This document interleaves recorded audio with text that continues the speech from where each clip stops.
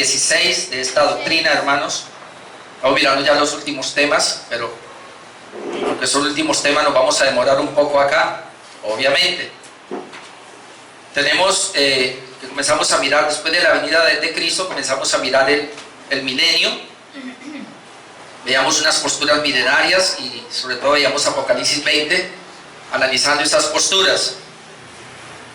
Hace 8 días comenzamos a mirar el juicio final. Y ahí, hasta ahora, por lo menos, me va a tocar quedarme en 3 mensajes. Veíamos el primero hace 8 días, la evidencia bíblica general del juicio. Y veíamos el tiempo del juicio. Decíamos allí que el juicio es uno solo. Algunas posturas tienen hasta 4 juicios. Veíamos que es uno solo. O popularmente hay 2 juicios, ¿no? Dicen que un juicio para inconversos, un juicio para creyentes, lo separan en el tiempo. Pero veíamos nosotros que es uno solo con la única venida de Jesús. Y hoy quiero hablar acerca de la naturaleza del juicio final. En esa parte de la naturaleza del juicio final encontramos pues 5 puntos ahí.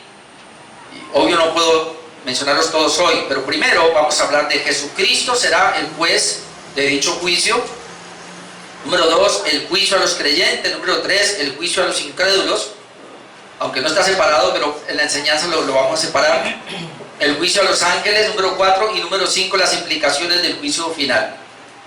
De manera que hoy voy a tocar solamente los 2 primeros. Jesucristo será el juez de dicho juicio y el juicio a los creyentes. Espero alcanzar, ya que tengo mucho material. Pero vamos con el primero. Jesucristo será el juez de dicho juicio. Hay un solo juicio, hermanos. La Biblia lo registra como el gran trono blanco, pero también lo registra como el tribunal de Cristo. Lo dejamos claro esos 8 días, en la única venida de Jesús. No creemos en dos etapas, única venida de Jesús, y viene a establecer el juicio de una vez. No creemos en un milenio. Viene a establecer el juicio, no a establecer un milenio, como algunos creen. Pero Jesucristo será el juez de dicho juicio. Obviamente usted va a encontrar en la Biblia que Dios es el juez, pero ese hecho de juzgar se lo dio al Hijo. Y eso es lo que vamos a ver en la palabra. Entonces el juicio ha sido dado al Hijo por el Padre, y vamos a mirar unos pasajes como Juan 5, 22, 23. Dice Juan 5, 22, porque el Padre a nadie juzga. Tremendo eso. Sino que todo el juicio dio al Hijo. Ahí vemos eso. Claramente Jesús dice todo el juicio dio al Hijo. ¿Cuál es la razón? Para que todos honren al Hijo como honran al Padre. Y eso es bien interesante, porque la gran mayoría, por lo menos los judíos, honraban al Padre. Pero honrar al Hijo no ha sido, por lo menos en el antiguo pacto, no todos lo vieron de esa manera. Y la razón por la cual le dar juicio acá, yo entiendo, es para que puedan honrar al Hijo, le den honra y gloria al Hijo.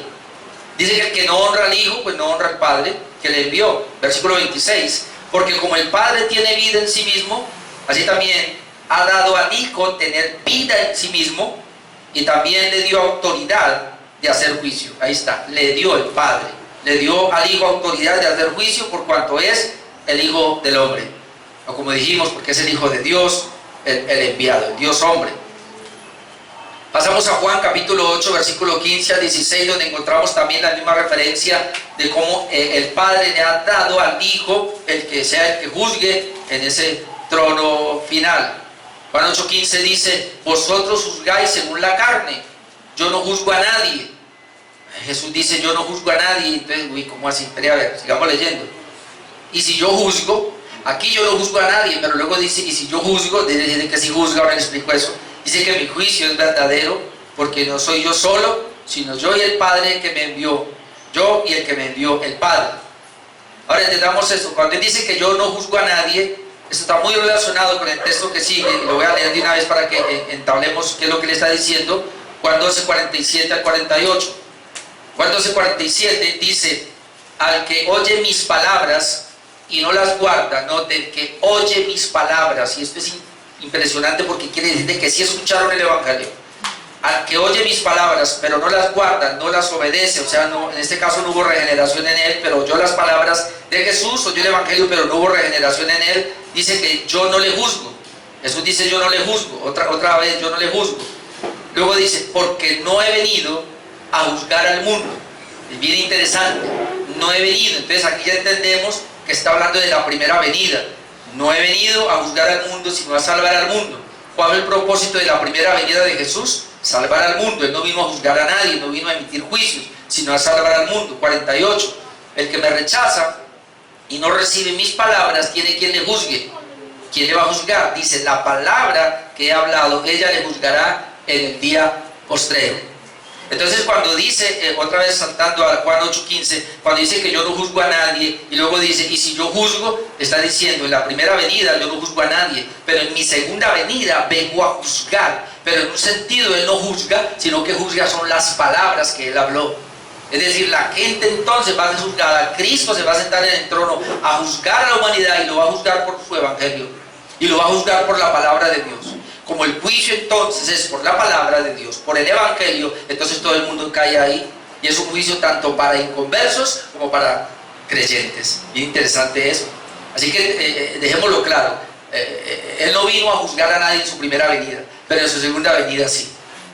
Por eso en la primera venida entendemos que vino como cordero y fue llevado al matadero. En la segunda venida viene como rey, como señor de señores. Y viene a establecer un trono para establecer un juicio a toda la humanidad. Eso lo habíamos dejado claro. Ahora los apóstoles afirmaron lo mismo. Voy rápido, hermanos, por el tiempo, que tengo muchas citas. Hechos 10, 40, 42. Usted puede anotar, anota, y si no después se ve el video, pero yo voy rápido. Hechos 10, 40 dice, a este... En la predicación que está haciendo acá Pedro, cuando está hablándole a Cornelio y a su familia, a este, es decir, a Jesús, levantó Dios al tercer día. Sabemos que es a Jesús porque lo levantó al tercer día. E hizo que se manifestase, no a todo el pueblo, sino a los testigos que Dios había ordenado de antemano. Y aquí comenzamos a ver predestinación.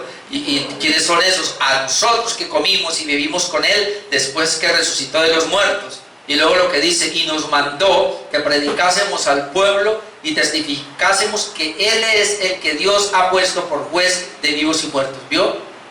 El mismo Pedro lo tenía claro. Es el que fue levantado. Él es el que Dios ha puesto. Note, Él es el que Dios ha puesto por juez de vivos y muertos. Es decir, Él es el juez de los que están vivos ahora. Y Él es el juez de los que han muerto desde Adán. ¿Cuándo Él va a emitir ese juicio? En su segunda venida. En Hechos capítulo 17... Versículo 30-31 encontramos también, ya este es del apóstol Pablo, donde él dice, pero Dios, habiendo pasado por alto los tiempos de esta ignorancia, ahora manda a todos los hombres en todo lugar que se arrepientan. ¿Por qué? Por cuanto ha establecido un día, no te lo que dice el apóstol Pablo, ha establecido un día en el cual juzgará al mundo. ¿Sí vio que habíamos dicho hace 8 días de ese día? Y en ese día juzgará al mundo con justicia. ¿Por quién? Por aquel varón a quien designó. ¿Y quién es ese varón que fue designado por Dios? Dando fe a todos con haberle levantado de los muertos. Entonces ahí sabemos que el varón es Jesucristo, que Dios lo designó cuando lo levantó de los muertos. Está hablando de la resurrección, de la ascensión, del gobierno que tiene ahora y que por segunda vez va a venir, obviamente. Y otro texto acá, segunda de Timoteo 4, 1, y luego saltamos al 8. Le encarezco delante de Dios y del Señor Jesucristo, note, no solo delante de Dios, sino del Señor Jesucristo, y dice que juzgará a los vivos y a los muertos. ¿Cuándo? En su manifestación y en su reino. Este es más claro, mi amado hermano. Jesucristo dice, va a juzgar a los vivos y a los muertos. ¿Cuándo? En su manifestación y en su reino. Es decir, cuando se manifieste y entendemos y ya establezca completamente su reino. Ahora estamos en su reino inaugurado, pero hay un reino completado, un reino final o establecimiento del reino eterno que será en su segunda venida, y ahí lo dice claramente. En el versículo 8, 2 Timoteo 4, 8 dice, aquí, por lo demás, está hablando el apóstol Pablo, me está guardada la corona de justicia, la cual me dará el Señor juez justo. El Señor, y se refiere a Jesucristo, la cual me dará el Señor juez justo. Él es el juez, Jesucristo es el juez. ¿Cuándo? En aquel día. Siempre habla de un día, como lo dejamos claro en los 8 días, es un único día, no solo a mí, sino también a todos los que aman su venida. Entonces, ¿cuándo es el juicio? En su venida, porque dice no solamente a mí, sino a los que aman su venida. Entonces, es en la venida de Cristo que Pablo va a ser coronado, es en la venida de Cristo, que se llama aquel día, que es el Señor, juez justo, le va a dar la corona a Pablo. Bueno, Ese es el primer punto hoy. El segundo punto, que es lo que más traigo hoy, es el juicio a los creyentes. Y comencé por ahí, comencé por esa parte positiva de nosotros. Cuando el Señor venga por segunda vez, hermano, en su gloria, única venida otra vez, Él viene a establecer inmediatamente un trono. Y en ese trono va a ser reunidas todas las personas. No importa, todos los que han muerto, los que estén vivos, dice, Él va a ser el juez de vivos y de muertos, va a establecer el trono, y eso lo vemos claramente acá. Lo primero es que tanto creyentes como inconversos van a comparecer en el mismo juicio. No hay un juicio para creyentes y un juicio para inconversos. ¿Cómo sabemos eso? Aunque ya lo dije hace 8 días, voy a reiterarlo con algunos pasajes antes de entrar a que miremos de qué se nos va a enjuiciar a nosotros como creyentes. Pero Mateo 25, 31, 33 dice: cuando el Hijo del Hombre venga, lo dejamos claro hace 8 días, que Jesús fue muy claro en su segunda venida, cuando el Hijo del Hombre venga en su gloria, ¿ve? Y todos los santos ángeles con Él, entonces se sentará en su trono de gloria. Ahí está, se sentará en su trono de gloria. Y ese trono de gloria lo vamos a mirar ahora y lo vamos a comparar, que es el mismo trono blanco. Vamos a tener esa palabra ahí: se sentará en su trono de gloria. ¿Cuándo? Cuando venga. ¿Y qué va a pasar? Y serán reunidas delante de Él todas las naciones. Ahí no va a decir que serán reunidas los creyentes por un lado, por otro lado, no, y lo especifica. Y serán reunidas delante de Él todas las naciones. Y cuando estén todas las naciones, apartará los unos de los otros. ¿Quién es el que va a hacer eso? Es Jesucristo. Usted no se va a apartar, la gente no se va a apartar. Es Jesucristo el que los va a apartar los unos de los otros, y pone el ejemplo para que ellos entendieran, porque ellos eran ovejuelos, ¿cómo se le dice a los que son ganaderos, no ganaderos sino ovejas? Ovejuelos, bueno, yo no sé, no importa, bueno, pero lo va a reunir. Como aparta el pastor las ovejas de los cabritos. Ellos entendían ese concepto, porque ellos, quiero decir, no ganaderos, sino ellos, bueno, eran ovejeros, pero cabreros también, ¿o qué no? Obreros y cabritos. Okay, pero no enredemos. Apartará los unos de los otros, como aparta el pastor las ovejas de los cabritos. Y note, y pondrá las ovejas a su derecha y los cabritos a su izquierda. Así los llame cabritos, ellos son cabros. Ganado vino. Es ganado vino, ¿sí o no? Ok, sí. Entonces, vemos cómo el Señor va a hacer eso. Reúne todas las naciones, y Él mismo, cuando Él venga y establece su trono, entonces Él dice que aparta a los suyos, que se llaman las ovejas, a su derecha, y a los que no son suyos a la izquierda. Ahora, comparémoslo con Apocalipsis 20, 11 y 12. En Apocalipsis 20, 11 dice: vi un gran trono blanco.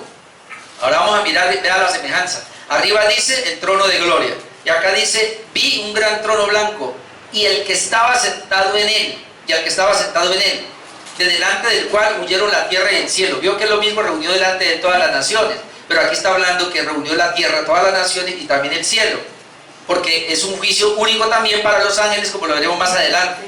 Y ningún lugar se encontró para ellos. Es decir, por más que la gente quiera huir de ese juicio, no va a poder. Ninguna persona va a poder escapar de ese juicio. Todos estaremos allí en ese juicio. Desde el primer hombre que estuvo en esta tierra, Adán, hasta el último que nazca, va a estar ahí en ese juicio. Le dice que y ningún lugar se encontró para ellos. Y vi a los muertos, este es el punto, grandes y pequeños, de pie ante Dios. La expresión grandes y pequeños es todas las personas. Estaban de pie ante Dios. No una persona que se pudiera sentar. La expresión de pie es que cuando se establece el trono, hermanos, todos van a estar aquí como atentos, ¿qué va a pasar ahora?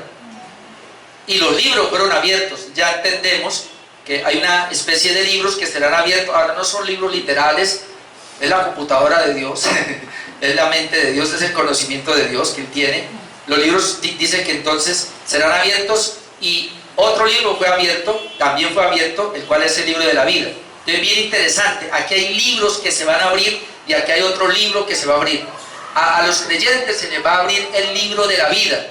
¿Y cuál va a ser para ellos? Es esto nomás. Dice: y fueron juzgados los muertos por las cosas que estaban en los libros. Entonces aquí entendemos que fueron juzgados todos los inconversos por lo que estaba escrito en los libros, pero luego dice según sus obras.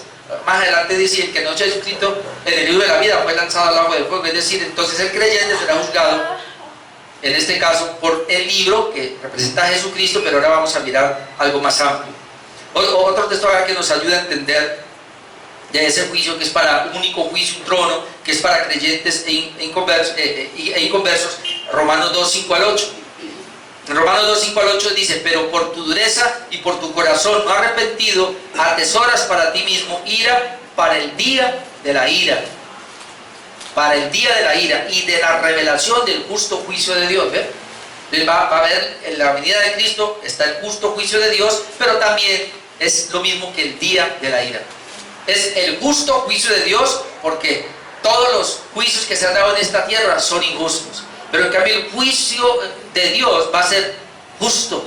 ¿Y por qué el día de la ira? Porque ahí donde se manifiesta la ira de Dios sobre los inconversos, como lo vamos a ver dentro de 8 días, para enviarlos al infierno. Dice: el cual pagará, y este es el punto, a cada uno conforme a sus obras. Vamos a tenerlo ahí porque esto va para creyentes y para impíos. Pagará a cada uno conforme a sus obras. ¿Por qué sé que es para ambos? Aunque ahora me reitero otra vez. Porque dice: vida eterna a los que perseverando en bien hacer buscan gloria y honra e inmortalidad. O lo digo de esta manera: los que son salvos, que tienen garantizada la vida eterna, ellos perseveran haciendo el bien. Ellos perseveran buscando la gloria, la honra y la inmortalidad. Mientras que ira y enojo, en este caso, a los que son contenciosos y no obedecen a la verdad, sino que obedecen a la injusticia. Estos son los inconversos. Otro punto acá, de ese segundo punto del juicio a los creyentes, es que el juicio a los creyentes no es para condenación. Por eso no debe haber temor, hermanos. No se preocupe, el juicio a los impíos o a los inconversos sí es para condenación. El juicio, hermanos, a los creyentes no es para condenación. ¿Cómo lo sabemos? Juan 5, 24, Jesús dijo: de cierto digo, el que oye mi palabra y crea al que me envió tiene vida eterna y no vendrá a condenación. Y no vendrá a condenación, mas ha pasado de muerte a vida. Es decir, usted no encuentra en la Biblia que un hijo de Dios pueda venir a condenación.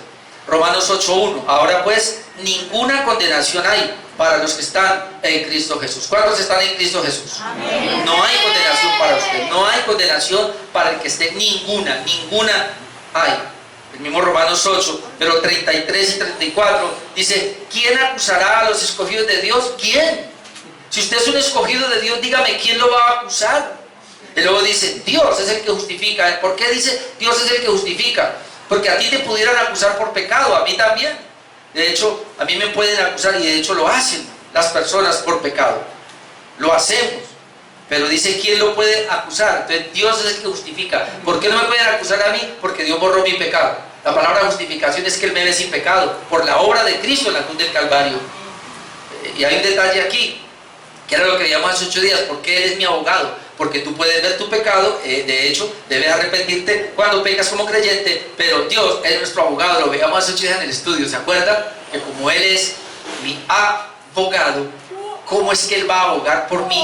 Siempre mostrando su obra. Yo morí por Él y yo viví una vida justa por Él, así que toda mi obra está favoreciéndolo a Él, y esa es la manera como Él intercede por nosotros. Y luego dice el versículo 34, ¿quién es el que condenará? Note, ¿habrá alguien que te pueda condenar? ¿Habrá alguien que me pueda condenar? Dice: Cristo es el que murió. ¿Por qué no me pueden condenar? Porque Cristo fue el que murió, más aún el que también resucitó, el que además está a la diestra de Dios, el que también intercede por nosotros.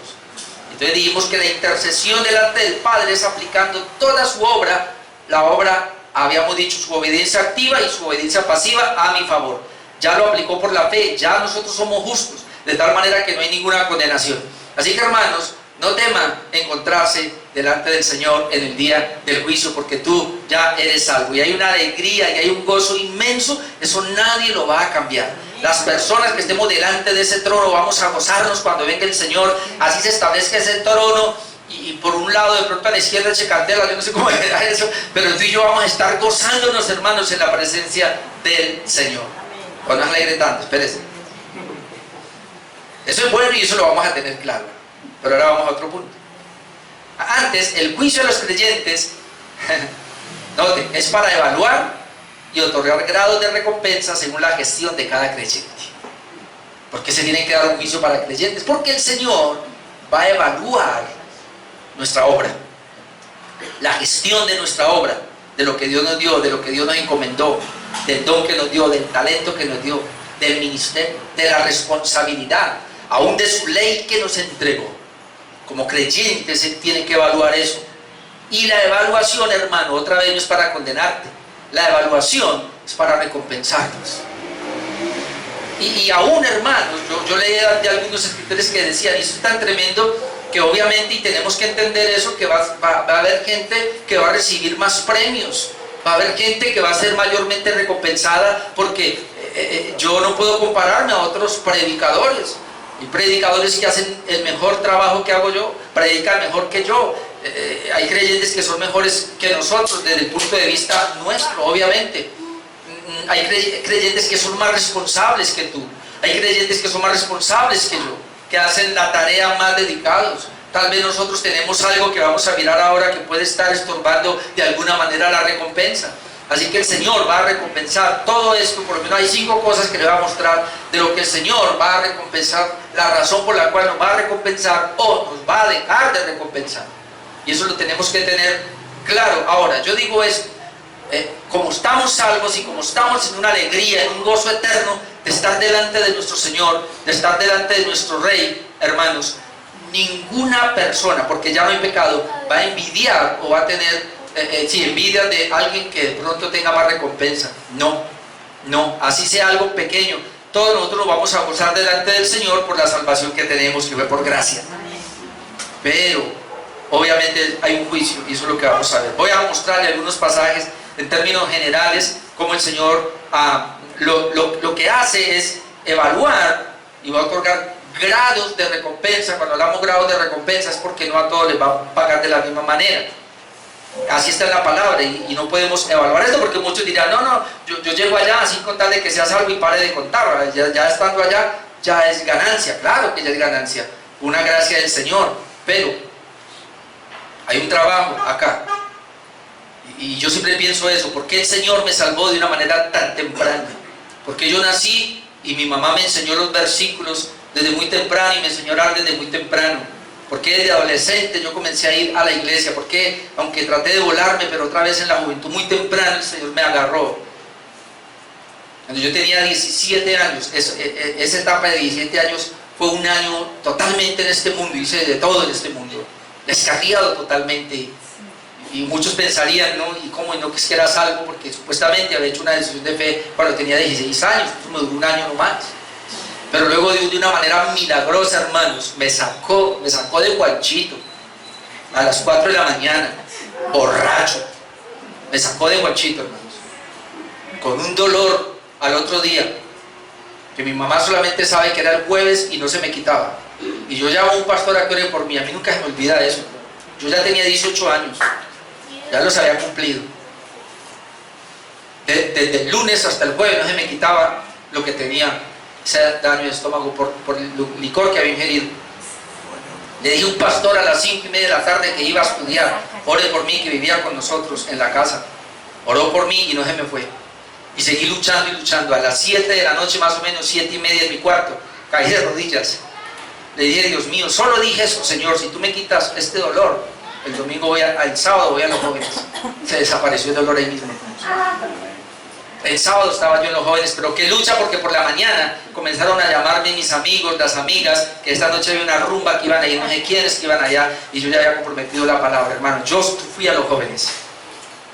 A los 6 meses, por la gracia de Dios, muchos conocen, ya estaba predicando en los parques, y no sé si por ahí conocí a Toñito. Después, yo ya había conocido al pastor Juan Carlos, porque yo cuando tenía 16 años fue un campamento y ahí lo conocí, o de 15 años ahí yo lo conocí.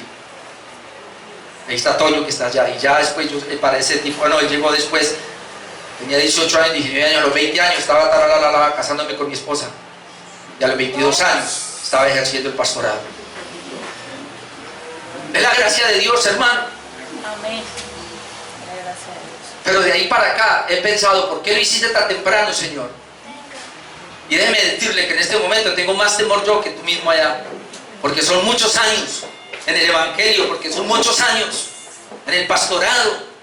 Creo que ya estoy rodeado de los 35 años como pastor, hermano, y va a pensar, yo tengo miedo. No miedo de la salvación, me alegro, pero sí de esto. Y lo voy a leer porque Romanos 14:9. En Romanos 14:9 Porque si Dios te salvó de una manera temprana es porque quiere que tú hagas algo acá. Te voy a decir algo. Si Dios te trajo a esta iglesia es porque Dios quiere que hagas algo aquí. Y eso lo va a demandar el Señor. Romanos 14:9 dice, porque Cristo para esto murió y resucitó y volvió a vivir para ser Señor. Así de los muertos como de los que viven. Él es Señor. Y cuando hablamos de que Él es Señor, yo soy un siervo que debe obedecer. Él es Señor.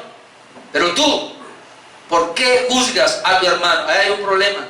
Que entre la iglesia se estaban juzgando entre ellos mismos. Entonces dice Pablo, pero ¿por qué juzgas a tu hermano? O tú también, ¿por qué menosprecias a tu hermano? Hay un problema de menosprecio. Entre los hermanos se estaban juzgando y se estaban menospreciando.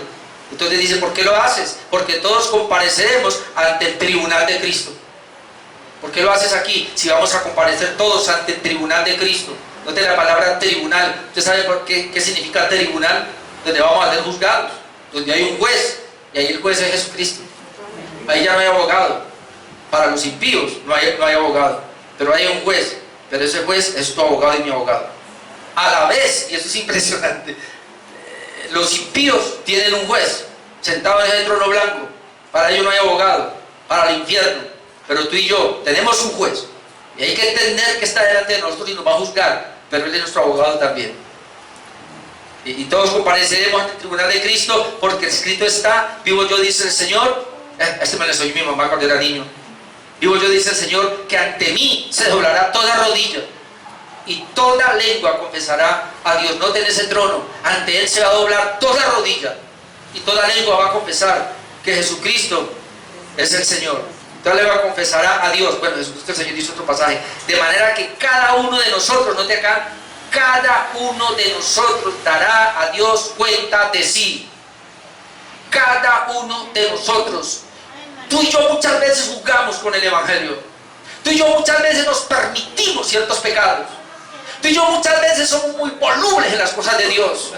Tú y yo muchas veces pensamos que esto es pasarlo por la baja. Tú y yo muchas veces pensamos que porque no nos costó, que porque es de gracia, entonces podemos vivir como queremos. De hecho, yo tengo una cantidad de personas que fallaron a este culto y uno les pregunta y son todos relajados. Es que esto, es que lo otro. Tú y yo pensamos que esto es así. Tú no conoces, hermano, lo que va a pasar en ese trono, en ese gran día. Miremos otro texto. 2 Corintios 5, 6, 10. Así que vivimos confiados siempre. Gloria a Dios, vivimos confiados. Pero está hablando de la salvación. Sabiendo que entre tanto que estemos en el cuerpo, estaremos ausentes del Señor.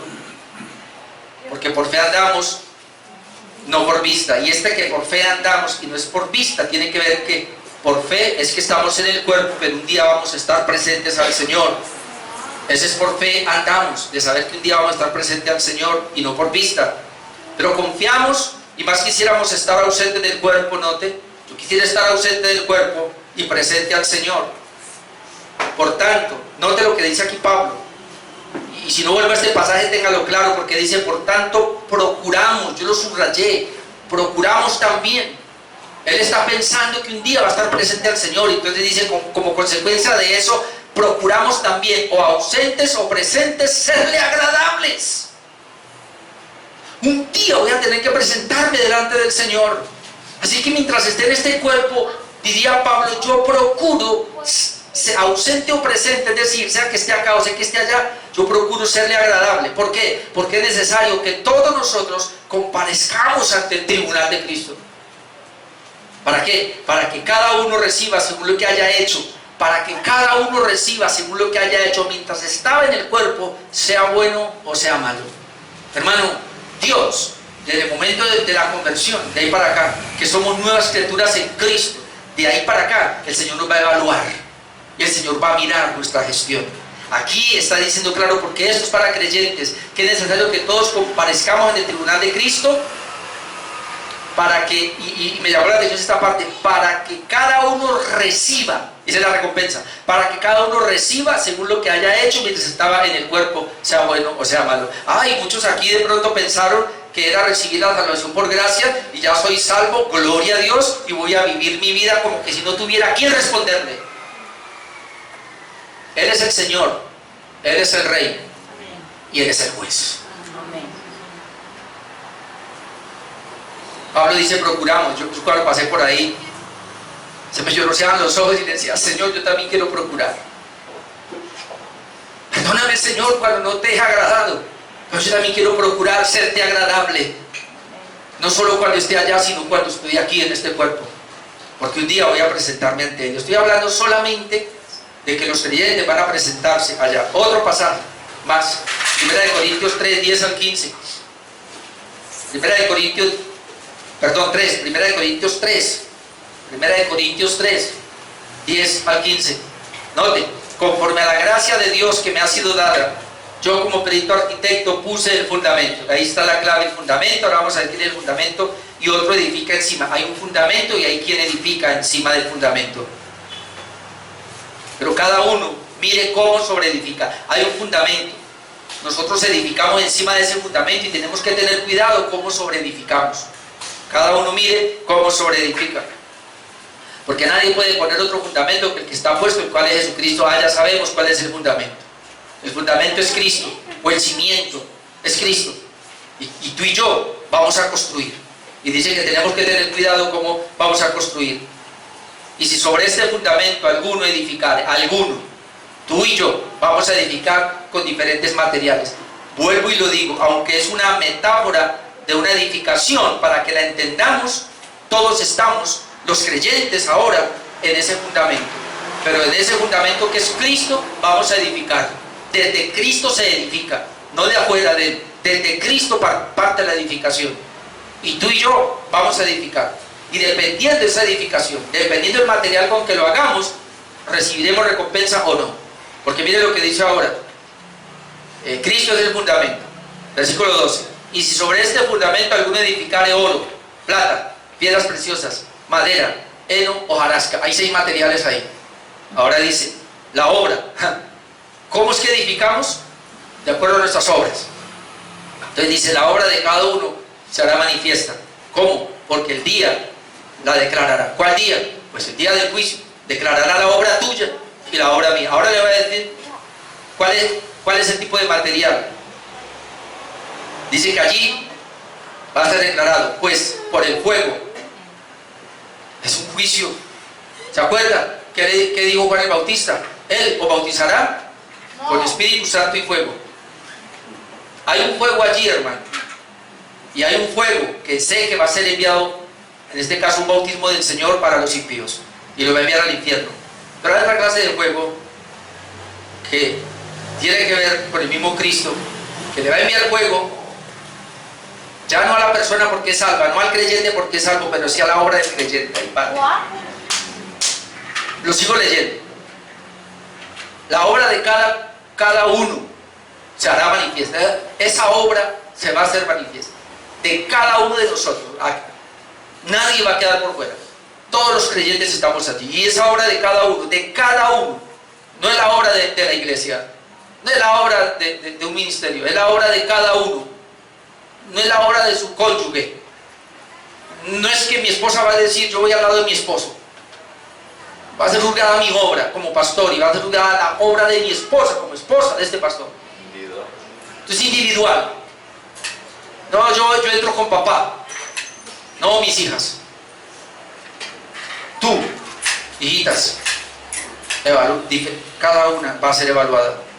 La obra de cada uno se hará manifiesta porque el día la declarará, pues por el fuego será revelada, y la obra de cada cual, y la obra de cada uno, cual sea, la obra de cada uno, cual sea, buena o mala, cual sea, el fuego la probará. Y entonces ahí están los 6 materiales. Si permaneciere la obra de alguno que sobreedificó, es decir, él sobreedificó sobre el fundamento que es Cristo, porque partimos de ahí. Hay mucha gente que está edificando en su humanidad. La mayoría de las iglesias, lamentablemente afuera, están edificando desde su humanidad, filosofía y psicología venteada, y sí mismo. Eso no cuenta aquí. Aquí cuenta es el que es de Cristo, que comenzó a edificar desde Cristo, que es el fundamento, es decir, creyentes verdaderos. Y usted comenzó a edificar desde ahí, en esos 6 materiales que Pablo nos presenta. Entonces dice acá, si permaneciere la obra de alguno que sobreedificó, recibirá recompensa. ¿Para qué va a ser el juicio? Para recompensar. Pero luego dice, y si la obra de alguno se quemare, ahí no dice que se va a quemar él, si la obra de alguno se quemare, él sufrirá pérdida. ¿Cuál es la pérdida? La recompensa. Él sufrirá pérdida, que es la recompensa que dice, si bien él mismo será salvo, aunque así como por fuego. Aquí, en el juicio, ante el trono blanco, ante el tribunal de Cristo del creyente, no se va a enjuiciar la salvación, porque dice que él aquí será salvo, aunque sea como por fuego. ¿Sabe qué es una persona salva por fuego? Si la casa de frente comienza a echar candela, usted ve que alguien salió y casi está desnudo. ¿Y por qué salió desnudo? Porque comenzó a quemarse todo y hasta él se estaba quemando, y entonces lo único que tuvo que hacer es coger aún la misma ropa que tenía y quitársela, y hermano, salió desnudo para no quemarse, o por lo menos porque se había prendido totalmente, y entonces él dejó todo. Si tenía anillos se le quemaron, el reloj se le quemó, todo lo que tenía, el traje es mío, la corbatita mía se quemó, todo, y salió ahí peringo, sí, por la calle. Entonces uno dice, fue salvo por fuego, es decir, todo lo perdió.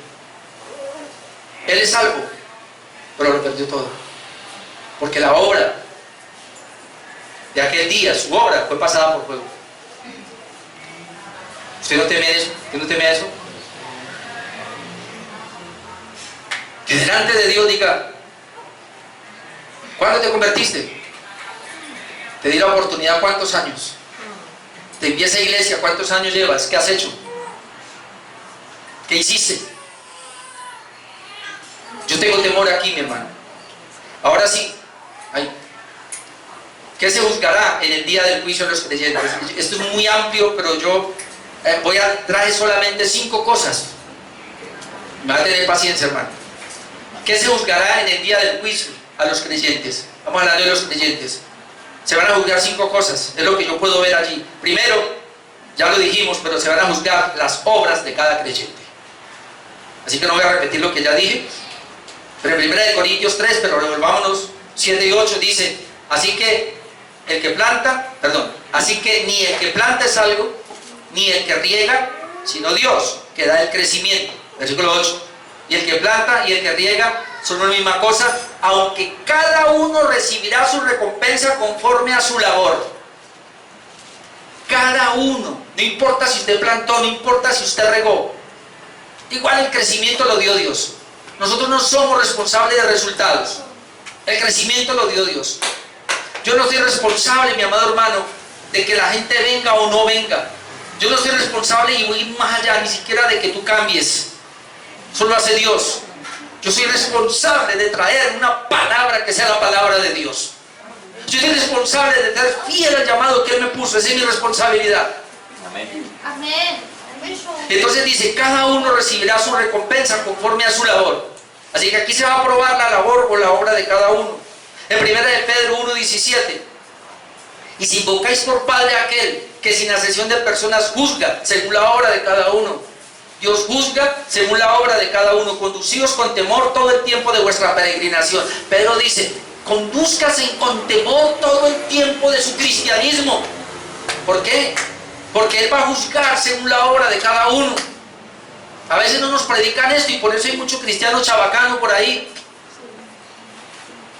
En Apocalipsis 22:12, en Apocalipsis 22:12 dice, he aquí yo vengo pronto y mi galardón conmigo para recompensar a cada uno según sea su obra.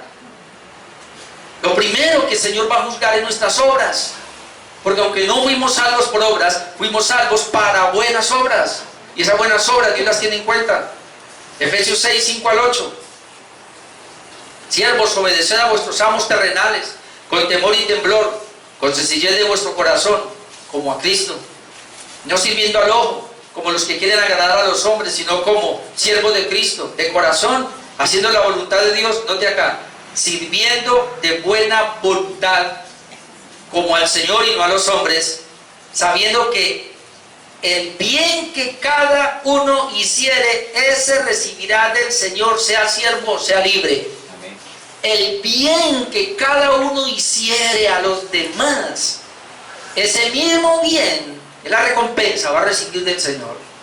Tal vez no lo reciba aquí en esta tierra, puede ser que sí, Él es el que decide, pero puede ser que sea en la eternidad. Y esa es una recompensa. Entonces lo primero que va a probar es la obra de cada uno. Lo segundo que va a probar es la fidelidad en el ejercicio de ese don o esa capacidad que Dios nos dio. La fidelidad. Y otra vez esto me pone a temblar. 1 Corintios 4, 1 y 2. 1 Corintios 4, 1 y 2 dice: así pues, téngannos los hombres por servidores de Cristo. ¿Qué eres tú y qué soy yo? Servidores de Cristo. Y administradores de los misterios de Dios. Tú y yo somos servidores de Cristo y somos administradores de los misterios de Dios. Ahora muchos van a pensar, eso es para el pastor. Bueno, pareciera que aquí sí se habla para los administradores de la iglesia, pero eso apunta también para cada creyente, porque Dios te ha dado cosas que administrar. Y si no, de una vez entro. Tu hogar, varón, tu hogar, Dios se lo dio para administrar. Tu trabajo, tu empresa, se lo dio para administrar. Tu propia vida, se la dio para que la administre. Amén. Tenemos muchas cosas. Pero entonces dice acá, verso 2, ahora bien, se requiere, es un requerimiento de los administradores, que cada uno sea hallado fiel. ¿Cuál es el requerimiento? Que cada uno sea hallado fiel. Así que Dios va a probar la fidelidad de nosotros. Hay gente que está que vota, hay gente que está que tira la toalla. Yo muchas veces en mi trasegar cristiano y también ministerial quise tirar la toalla más de una vez, pero Dios me dio la gracia de ir y ponerme de rodillas para entregarle el mando que Él me había dado y no me dejó. Por eso estoy predicando, porque no me dejó. Número 3, ¿qué se va a juzgar? Esto es duro. Las intenciones del corazón. Impresionante. Pero Dios no va a juzgar solamente la obra. Es más, hay hombres y mujeres que han hecho muchas obras, pero no van a servir de nada, porque el Señor va a juzgar las intenciones con que se hizo eso. Las intenciones del corazón. Esto es fuerte. Colosenses 3, 22, 25. Primera de Corintios 4, 5. Primera de Corintios 4, 5. Así que no juzguéis nada antes de tiempo, hasta que venga el Señor, eso ya lo había dicho, el cual aclarará también lo oculto de las tinieblas, y note, y manifestará las intenciones de los corazones, y entonces, como consecuencia de eso, cada uno recibirá su alabanza de Dios. El Señor allí, en el juicio, va a dar la recompensa de acuerdo a la labor, a la intención del corazón. Y esto lo acuñamos con Colosenses, lo voy a leer. Ya lo leí en Efesios, déjenme, yo lo leo en Colosenses 3:22. Siervos, obedeced en todo a vuestros amos terrenales, no sirviendo al ojo. Hay gente en la iglesia que sirve al ojo. Es decir, cuando está el jefe, mis hijas sí que me cuentan eso en sus trabajos. Cuando el jefe no está, no trabajan. Hasta Andrea nos contaba que hubo uno que, como el jefe no estaba, se fue a dormir y hasta media hora, hasta una hora durmiendo. Ella a veces hace turno de noche. ¿Para quién trabajan? Para el ojo. Le voy a poner otro ejemplo clásico de cómo se trabaja para el ojo, y es una bobada. Yo he visto cantidades de motociclistas con el casco aquí en el hombro, en el brazo. Y yo cuando los veo, yo les digo, claro, por la noche sobre todo, porque yo he acompañado a mi hija muchas veces a las 10 de la noche, y he visto cantidad de gente en moto sin casco. ¿Y por qué? Claro, porque como no hay guardas, es que ellos creen que el casco se hizo para el guarda y no para la protección de su propia vida. ¿Verdad?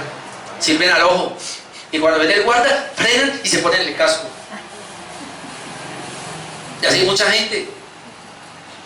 Cuando están en la iglesia, son unos santos. Pero cuando nadie los ve, no hay creyentes cercanos, mira para todos lados, por aquí no hay ningún creyente, aquí todos son unos impíos, voy a portarme igual que el impío. No sirviendo al ojo como los que quieren agradar a los hombres, sino con corazón sincero, temiendo a Dios. Corazón que sincero, temor de Dios. Ahora, yo soy muy honesto y les digo la verdad. Esto solamente lo puede hacer un regenerado. Si hay personas que no tienen la vida de Dios, no lo pueden hacer. La sinceridad, y se hacen las cosas de corazón. Una persona que tiene temor de Dios, y todo lo que digáis, hacerlo de corazón, como para el Señor y no para los hombres. Note, sabiendo que de Él recibiremos la recompensa. ¿Por qué hay que hacerlo? Porque de Él nos va a recompensar de la herencia. Porque a Cristo el Señor servís. ¿A quién servimos? A Cristo. ¿A quién servimos? A Cristo. Aun cuando usted da para la obra, usted ni piense que lo da para el pastor, para el ministerio, usted lo hace delante del Señor. En parte sí, pero este negocio es del Señor. Pero usted lo hace es para el Señor, hermano. Al Señor es que servimos. El don, lo que sea, lo que llevemos, es para el Señor. Más, el que hace injusticia recibirá la injusticia que hiciere. Como Él es justo, el que hace injusticia va a recibir la injusticia que hiciere, porque no hay asesión de personas. Ahora note lo que voy a decir aquí. Dios sí hace asesión de personas en cuanto a la salvación, porque Él salva al que quiere. Pero Dios en el día del juicio no hace asesión de personas. A cada uno le va a dar lo que merece. Y por eso lo va a enviar al infierno, porque le va a dar lo que ellos merecen. Nosotros no merecemos la salvación y nos la da de gracia. Pero la labor que Él nos entregó, sí merecemos recompensa o no recompensa. Ahora, no se vaya a estudiar a algunos, contarle que yo sea salvo me es suficiente. No, hermano, si usted habla así, déjeme decir que hasta impío será. Número 4, da lo que se va a recompensar, da lo que se va a mirar en el día del juicio. Y esto me llamó la atención. Se va a recompensar el esfuerzo, se va a recompensar la entrega, la laboriosidad o la reproductividad. Yo voy a leerle esta parábola, mi amado hermano, que sí alcanzo a leerla. De hecho, entre menos hable yo y más la palabra mejor. Lucas 19:11, parecida a la parábola que ya leímos con el hermano Jason de los talentos, pero esta es diferente. Y yo noté algo, en la de los talentos se aplica para los impíos también, pero aquí creo que es solo para creyentes. Vamos a ver si es lo que yo pude percibir así, sin hacer un estudio profundo, pero déjeme, yo lo leo, versículo 11. ¿Le dije la cita? Lucas 19:11 dice: oyendo ellos estas cosas, prosiguió Jesús y dijo una parábola. ¿Por qué la dijo? Por cuanto estaba cerca de Jerusalén y ellos pensaban que el reino de Dios se manifestaría inmediatamente. Como ellos pensaban que el reino ya se iba a manifestar ahí, entonces le dijo esta parábola. Mire lo que le dice. Pues un hombre noble se fue a un país lejano. Ahí, y de una vez está hablando de Jesús, que él se tenía que ir. ¿Para qué? Para recibir un reino y volver. Está hablando de la ida de Cristo a recibir el reino y volver. Y llamando a 10 siervos suyos. Ahora, interesante que son 10 siervos, pero va a juzgar 3 nomás. Pero los pone como ejemplo porque dice: llamando a 10 siervos suyos. ¿Por qué yo digo que es solo para creyentes? Porque dice que son siervos de Él. Llamando a 10 siervos suyos, les dio 10 minas. Y les dijo: negociad entre tanto que vengo. Note, a los 10 siervos les dio 10 minas, una mina para cada uno. ¿Y qué les dijo? Negociad con ella mientras vengo. Esa fue la orden. Vaya pensando, hermano, en lo que... Si eran 10 siervos y a cada uno le dio una mina, y entendiendo los talentos, cada creyente tiene por lo menos un talento, un don, o un talento, por lo menos. Talento es una capacidad natural que Dios la pone para el servicio de la iglesia, o una capacidad sobrenatural que Dios la pone para el servicio de la iglesia. Negociar entre tanto que vengo, pero sus conciudadanos, estos ya son otros, note que no son los siervos, son los conciudadanos. Aquí sí están los impíos, pero sus conciudadanos le aborrecían y enviaron tras él una embajada diciendo: no queremos que este reine sobre nosotros. Aconteció que vuelto él, regresó, después de recibir el reino, mandó llamar ante él a aquellos siervos a los cuales había dado el dinero. Los mandó llamar, uno por uno. ¿Para qué? Para saber lo que habían negociado cada uno. Ahora note, vino el primero diciendo: Señor, tu mina ha ganado 10 minas. El primero, note, tu mina ha ganado 10 minas. Él le dijo: bien, buen siervo, por cuanto en lo poco has sido fiel, tendrás autoridad sobre 10 ciudades. ¿Dónde está la recompensa? Autoridad sobre 10 ciudades. Vino otro diciendo: Señor, tu mina ha producido 5 minas. Le dio una mina, la primera produjo 10, es decir, más. El otro produjo 5, menos. Pero, ¿qué le contesta el Señor? Ha producido 5 minas. Y también a este dijo: tú también sé, Señor, tú también sí, sé sobre 5 ciudades. Versículo 20. Vino otro, diciendo, Señor, aquí está tu mina, la cual he tenido guardada en un pañuelo. Mina es una moneda, ¿no? Aquí está tu mina, tu dinero, el cual he tenido guardado en un pañuelo.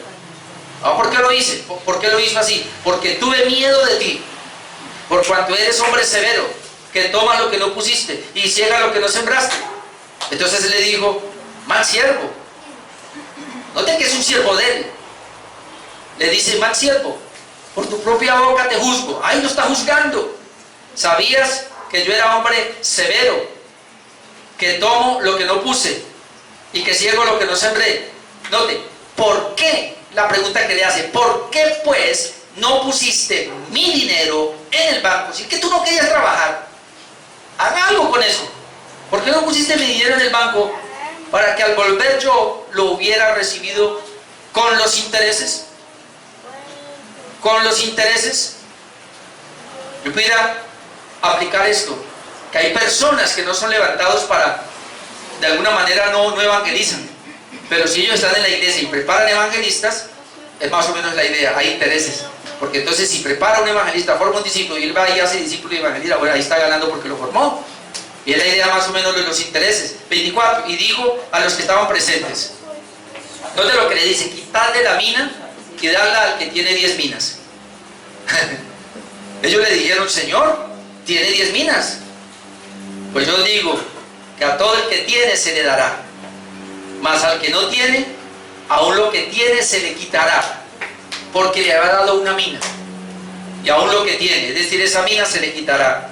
Y también a aquellos, bueno, ahí vemos, y también luego pasa, y también a aquellos mis enemigos que no querían que yo reinase sobre ellos, traerlos acá y decapitarlos delante de mí. Ahora, usted notó, hermanos, que aquí no aparece un juicio de condenación para el que no hizo nada.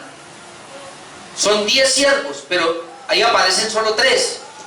Uno ganó 10, otro ganó 5, el otro no ganó nada, la guardó. Es decir, se entregó al Señor, todo el tiempo estuvo en la iglesia, el Señor se lo llevó, pero no ganó un alma para Cristo.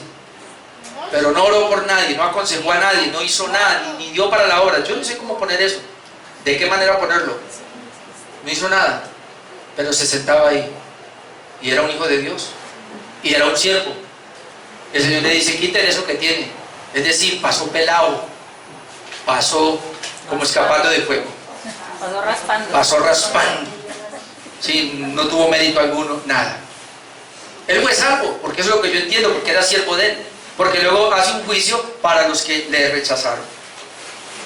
Y último, hermanos, otra manera de evaluar al Señor. Y esto me sorprende. Las palabras que pronunciemos con ociosidad. Ociosidad. Y Mateo 12, 35, 37, esto aquí va para todos, obviamente, tanto impíos como creyentes. Lo digo porque mire lo que el Señor dice. Note lo que dice, Mateo 12, 35, el hombre bueno. Otra vez, entendemos aquí hombre bueno como aquel que era regenerado. Dice el hombre bueno, del buen tesoro del corazón, ¿qué saca? Saca buenas cosas. Porque el árbol se conoce por el fruto. Así que aquí el hombre bueno, de su corazón, saca buenas cosas. Otra vez, todos los hombres son malos. Pero Dios, cuando regenera a una persona, le da nuevo nacimiento, es que lo hace bueno. Y luego dice, y el hombre malo, del mal tesoro saca malas cosas. Jesús lo dijo parecido. Pero mire el 36, mas yo digo que de toda palabra ociosa, y aquí habla de la palabra ociosa, una palabra de ociosidad, de toda palabra ociosa que hablen los hombres, de ella darán cuenta en el día del juicio. Vamos a ser juzgados por las palabras que pronunciemos, porque dice, de ella darán cuenta en el día del juicio, palabra ociosa. Ahora note, porque por tus palabras serás justificado y por tus palabras serás condenado. Vuelve otra vez a tomar aquí a los impíos y a los creyentes. Así que esta porción es tanto para creyentes como para impíos. Pero déjeme, yo le muestro lo que dice otra versión desde el versículo 36, para que nos dé la claridad de que nuestras palabras serán juzgadas. Les dijo lo siguiente: el día del juicio. Estoy hablando la nueva traducción viviente. La nueva traducción viviente dice, le dijo lo siguiente: el día del juicio tendrán que dar cuenta de toda palabra inútil que haya dicho. Allí dice ociosa, aquí dice palabra inútil. Pero mire lo que dice la traducción al lenguaje actual. Es una paráfrasis, pero mire cómo la traduce. Les aseguro que en el día del juicio final todos tendrán que explicar ¿por qué hablaron para hacerles daño a los demás? ¿Por qué hablaron para hacerle daño a los demás? Y me quedé pensando en esa traducción. Y lo que es la palabra ociosa, que es lo que el Señor dice. Y me vinieron muchos pensamientos. Hasta yo le dije a mi esposa ayer en la tarde, sabía que tenemos que cuidarnos aún de los chistes que decimos. Porque a veces nosotros, y con mis hijas y con mi esposa, a veces, por pasármela de recochero, a veces digo cosas y se la han creído, y yo he sido el culpable. Me estaba jugando. Pero cuántas veces palabras que decimos hacen caer a otro, hacen tropezar a otro. A veces lo malentienden a uno y lo sacan de contexto. Así que ojo con las redes sociales, porque eso sí que está. Cortan cositas y dicen fulano de tal dijo esto y ponen ahí muchas veces. Y ahora con la inteligencia artificial peor, porque ya a usted le copian hasta la misma voz. Lo pueden poner ahí usted que está hablando y mire lo que está diciendo sin estar diciendo lo que... Tiene que tener un cuidado, por eso tengo que ir a las páginas oficiales, fuentes oficiales. Pero es interesante, ese día el Señor va a juzgar aún las palabras que nosotros dijimos. Y no, tú y yo dejamos. Y ahí yo hasta le oraba: Señor, por favor, ayúdame, porque ahora entiendo por qué Santiago dijo: no os hagáis maestros muchos de vosotros, sabiendo que seréis juzgados o condenados por tus palabras. Y claro, y ahora me tengo que cuidar más. Yo decía: Señor, yo como maestro aquí tengo que traer solo tu palabra y enseñar solo tu palabra, porque tengo un peligro y Dios me juzgue por haber enseñado algo que no estaba acorde a su palabra. Cuando tú evangelizas, hermano, hay que conocer también la palabra, conocer también el evangelio, para no ir por allá dando ideas y conceptos que no son. Yo estoy cansado de escuchar personas, aún me visitan de otras iglesias, y algunos de aquí todavía, yo le he dicho a mi esposa, a ese le falta todavía, porque cuando yo los escucho hablar, todavía no caminan. Y por eso, hermano, usted no se puede perder estos cultos, ni se puede perder los mensajes de los miércoles. Usted tiene que estar allí creciendo, y ya deje de andar buscando páginas que no son reformadas. Ya les digo, estamos maduritos, alticos ya, por favor, escuchemos. Ya suficiente tiempo tuvimos para escuchar a arminianos para seguir escuchando. Escuche pastores reformados, para que realmente vayamos por ahí. Ok, termino acá. Conclusión, hoy ¿qué fue lo que vimos nosotros? La naturaleza del juicio. Y aunque son 5 puntos, hoy vi los 2 primeros. Jesucristo será el juez de dicho juicio, Él va a ser el que va a juzgar. Y el juicio a los creyentes. Le digo una cosa, con el juicio a los creyentes me faltó una cantidad, pero hermano, eso lo dejo ya para estudio personal. Por lo menos extraje estas 5 cosas, que con eso yo creo que ya tenemos. Somos salvos, sí, pero tenemos que cuidarnos, hermano, a partir de ahora y a partir de este mensaje, porque al que tiene se le dará, y al que no tiene aún, lo que le será quitado. Y la Biblia dice que el Señor va a demandar más del que sabe. Así que tú que sabes, va a ser más demandado. Así que ya no puedes escapar. Ya con este mensaje, a caminar, hermano, con el temor. Como dice Pablo, y con eso termino: vivir una vida que sea agradable delante del Señor. Amén. ¿Y cómo sé que es agradable delante del Señor? A través de la palabra. No hay otra manera. Conociéndolo a Él a través de la palabra. Y vivir una vida que a Él le agrade. Amén. Amén.